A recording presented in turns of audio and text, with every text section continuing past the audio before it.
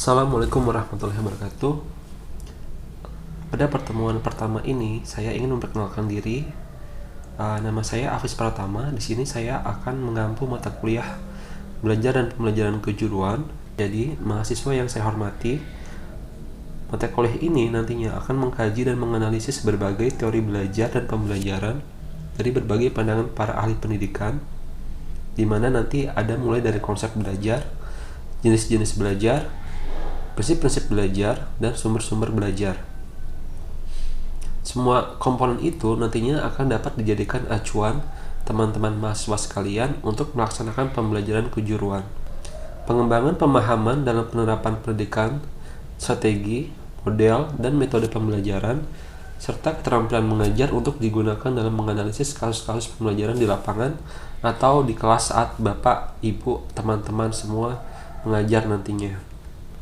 Capaian pembelajaran dalam mata kuliah ini adalah setelah mengikuti perkuliahan ini, nantinya mahasiswa diharapkan mampu mendeskripsikan dan menganalisis teori-teori belajar dari berbagai pandangan para ahli pendidikan, mengembangkan berbagai pendekatan, strategi, dan model pembelajaran yang berpijak pada berbagai pandangan tentang teori belajar, serta memanfaatkan berbagai sumber belajar dalam pembelajaran dan melakukan analisis kasus-kasus pembelajaran kejuruan.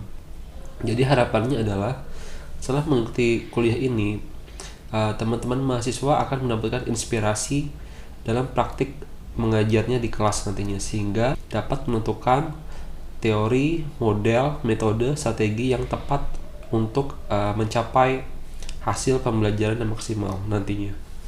Kemudian, dalam perkuliahan ini terdapat 16 pertemuan, di mana untuk pertemuan yang pertama, yaitu yang sekarang kita sedang dengarkan bersama-sama.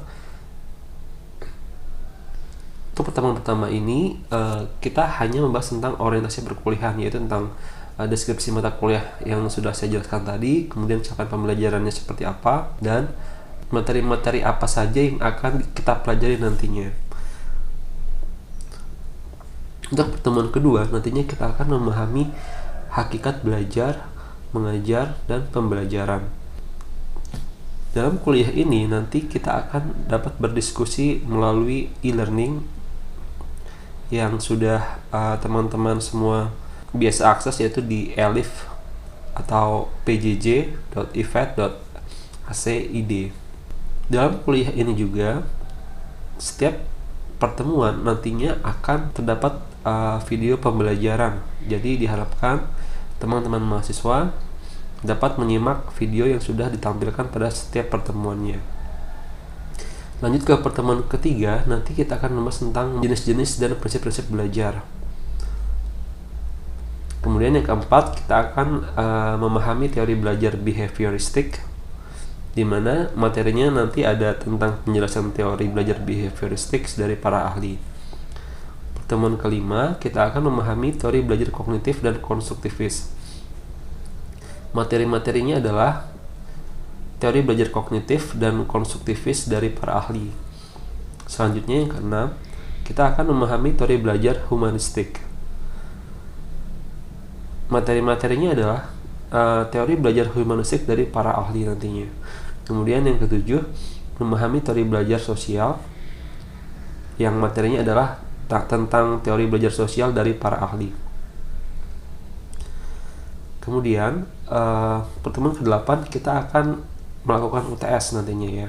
Setelah UTS, yaitu pertemuan 9, kita akan belajar tentang penerapan teori belajar behavioristik dalam pembelajaran. Lalu yang ke-10, kita akan memahami penerapan teori belajar kognitif dan konstruktivis dalam pembelajaran. Yang ke-11, kita akan memahami pembelajaran yang berpijak pada teori belajar humanisme.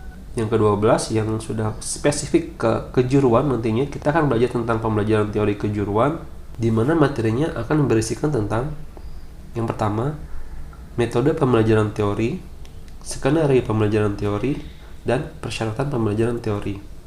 Selanjutnya, pertemuan ke-13, kita akan membahas tentang pembelajaran praktik bengkel. Materi-materinya adalah tentang prinsip pembelajaran praktik, karakteristik pembelajaran praktik, dan tahapan-tahapan pembelajaran praktik. Lalu yang ke-14, kita akan belajar tentang pembelajaran praktik laboratorium. di mana materinya adalah kita akan membahas tentang apa saja persyaratan praktik laboratorium, kemudian tugas dan peran guru, dan skenario pembelajaran praktik laboratorium. Yang ke-15 yang terakhir adalah penilaian hasil belajar. Jadi setelah kita melakukan proses pembelajaran, kita akan belajar bagaimana menilai hasil belajar siswa kita nantinya dengan benar.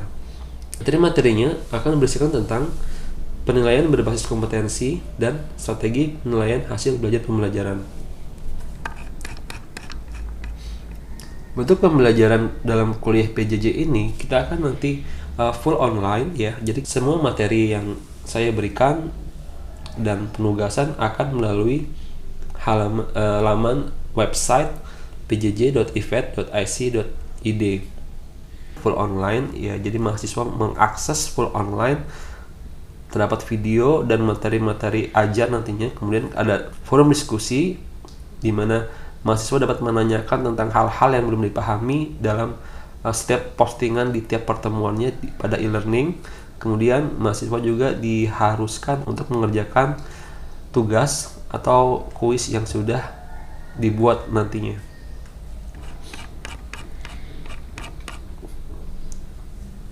Kemudian bahan referensi di sini saya menggunakan yang pertama yaitu buku dari Hargenhan, B.R. and Olsen tentang teori belajar. Kemudian ada B.F. Skinner tentang ilmu pengetahuan perilaku manusia. Kemudian M. Shah tentang psikologi belajar, dan Herminarto Sofian tentang metodologi pembelajaran kejuruan.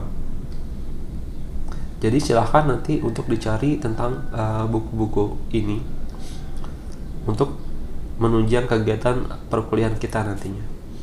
Baik, saya kira demikian yang dapat saya sampaikan untuk pertemuan pertama ini tentang capaian pembelajaran, deskripsi pembelajaran, dan materi-materi apa saja yang akan kita pelajari nantinya.